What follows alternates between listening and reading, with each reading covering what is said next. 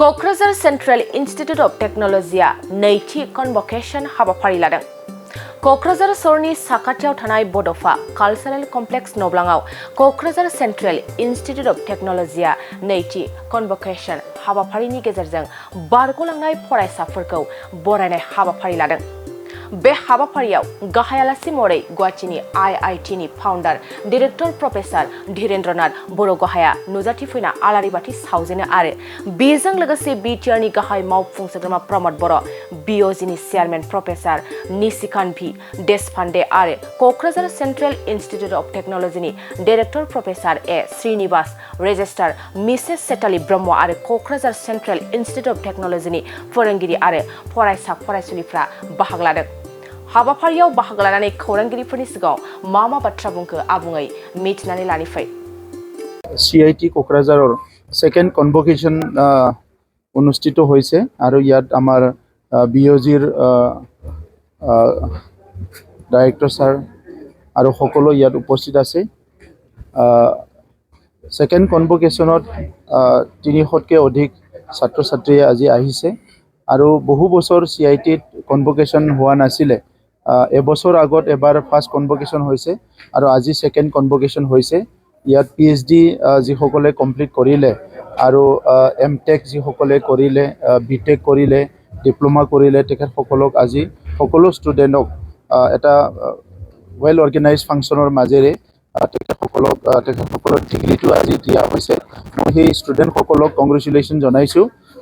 আমাৰ এটা বড়ো মুভমেণ্টৰ ডাঙৰ এটা এচিভমেণ্ট আছিলে CIT আৰু সেই CITত আজি যিখিনি ষ্টুডেণ্ট পঢ়িবলৈ আহিছে তেখেতসকলে ভৱিষ্যতত নিজকে গঢ়িবৰ কাৰণে ভাল এটা শিক্ষা অনুষ্ঠান ইয়াত পাইছে আৰু তেখেতসকলে যথেষ্ট কষ্ট কৰি পঢ়ি আছে আৰু ইয়াৰ লগতে তেখেতসকলৰ অভিভাৱকক মই কংগ্ৰেচুলেশ্যন জনাইছোঁ আৰু ইয়াৰ লগতে আমাৰ CIT ফেমিলিৰ যিখিনি মেম্বাৰ্स আছে, फैकल्टी আছে, সকলোকে মই कॉन्ग्रेचुलेशन জনাইছোঁ। देखा फंक्शन कितना बहुत अच्छा सिस्टमेटिक हुआ है और अभी आने वाले आप 3 साल में देखोगे कि CIT का पूरा चेंज हो जाएगा और हमारी तो पूरी कोशिश है कि डायरेक्टर सर और मैं अगले 6 महीने के बाद नहीं आपको फर्क दिखाई देगा।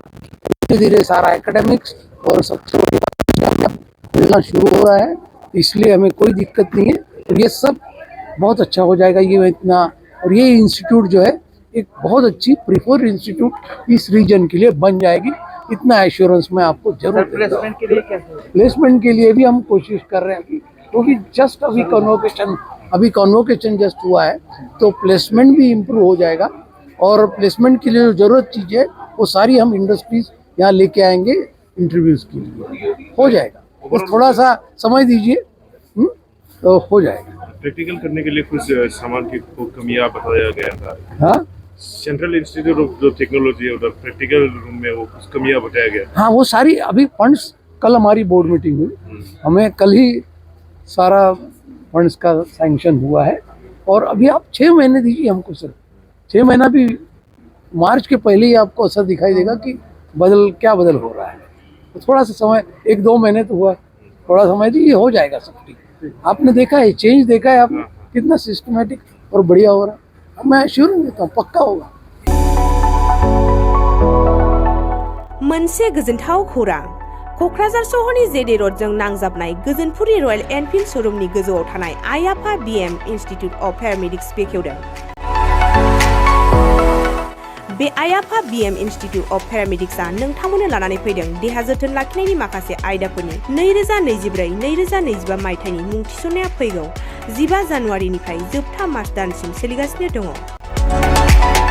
10+2 नि उथ्रिसारनाय बिजाथि एबा फरायसाफोरा बे पेरामेडिक्सआव गावारि सोलोंथायखौ लानो हागोन। क'क्राझार सहरनि गोजोनपुरि एबा गांजिमा बाजारजों नांजाबनाय आइ आफा BM इन्स्टिट्युट अफ पेरामेडिक्सआ नोंथांमोननि थाखाय गोदान मुं थिसननाय आयदाफोरा जादों medical laboratory technology, first aid patient care and assistant nursing, OT technician, ICU technician, radiology technician कर्सखौ 2 बोसोरनि गेजेरावनो आबुं खालामनानै BSS डिप्ल'माखौ लानो हागोन।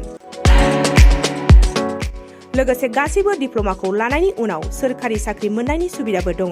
जुदि नोंथांमोनहा बेफोर कर्सनि थाखाय गोदानै मुं थिसननो गोसो दङब्ला आइ आफा BM इनस्टिट्युट अफ पेरामेडिक्सनि नैबे जानबुं नम्बर 9395899391 एबा 8638391746 आव थोंजों सुलाद लाहरनो हागोन।